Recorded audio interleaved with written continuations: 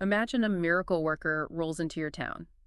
He completely cures the two most dangerous, marginalized men in the area. Right, basically making the whole region safe again. Exactly. But the town's reaction, they immediately tell him, please leave, now. It sounds completely backward, doesn't it? I mean, you'd expect a parade. Or at least a massive celebration for getting the streets back, Wow. But today, we're doing a deep dive into a stack of historical commentaries, ancient economic texts, and, well, theological analyses of the Gospel of Matthew. Specifically chapter 8, right? Yeah, chapter 8, our mission is to do an exegesis, which is really just a fancy word for a deep critical analysis of a text. We want to figure out the shocking cultural, economic, and psychological reasons behind this instant eviction notice. So to really grasp the town's hostility, we first have to look at the immediate aftermath. Right, because Jesus casts the demons out of these two fierce men, but he allows those demons to enter a nearby herd of roughly 2,000 pigs. 2,000? Yeah, 2,000.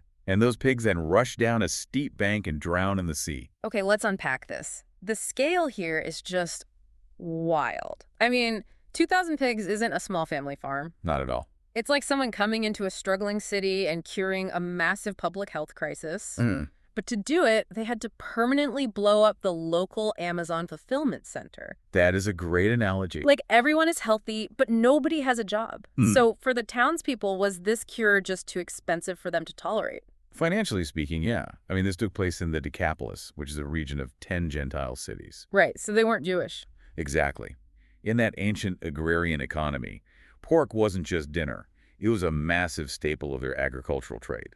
So their main export and livelihood. Yes.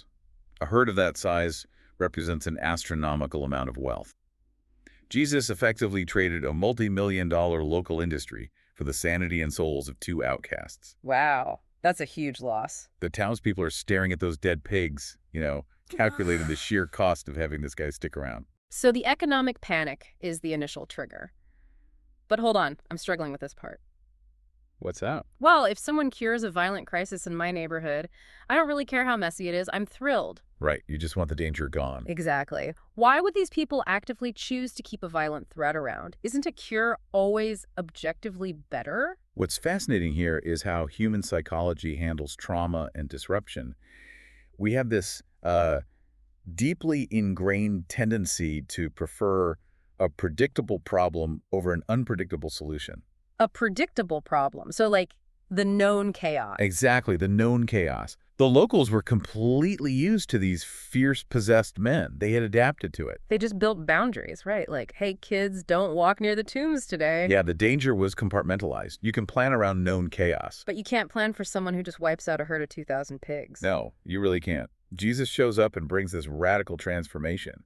But his kind of change is messy. It's frightening. Yeah. It completely shatters their status quo. Because encountering a power that is totally out of your control is terrifying. Precisely. The demons were a local menace, they understood. Jesus, on the other hand, was an absolute force of nature who could upend the natural order with a single word. So they weren't feeling religious reverence. No, they were feeling sheer terror of the unknown. Here's where it gets really interesting, though. This fear of his unpredictable power wasn't just about dealing with change, was it? Not at all. It was rooted in a massive cultural collision. If we connect this to the bigger picture, you have to look at the demographics of this borderland. Right, because the Decapolis was heavily Gentile. Yes. To the locals, Jesus wasn't a hometown hero.